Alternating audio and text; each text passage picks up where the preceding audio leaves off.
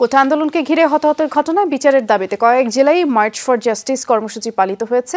দিনাজপুরের কেন্দ্রীয় শহীদ মিনার প্রাঙ্গণে কর্মসূচি পালন করেছে ছাত্রছাত্রীরা। বৈষম্যবিরোধী ছাত্র সমাজের ব্যানারে জেলা প্রশাসক কার্যালয়ের সামনে শিক্ষার্থীরা সমবেত হতে থাকে। এ সময় তাদের সাথে অভিভাবকরা যোগ দেয়।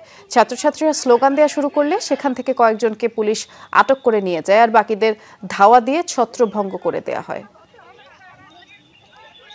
সিলেটেও শিক্ষার্থীদের সাথে পুলিশের ধাওয়া পাল্টা ধাওয়া হয়েছে। দুপুরে বিভিন্ন দাবিতে শাহজালাল বিজ্ঞান প্রযুক্তি বিশ্ববিদ্যালয়ের গেট থেকে মার্চ ফর জাস্টিস কর্মসূচি শুরু হয়। এক পর্যায়ে মিছিল বের করে শিক্ষার্থীরা, যা নগরীর সুবিদ বাজার পৌঁছালে পুলিশ তাদের পথরোধ করে।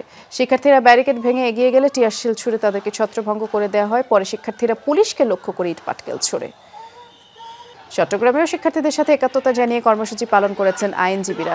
সকাল থেকেই আদালত প্রাঙ্গণে শিক্ষার্থীরা জড়ো হতে থাকে। পুলিশ তাদের সামনে যেতে বাধা দেয়। পরে আইনজীবীদের সহায়তায় আদালত ভবনের সামনে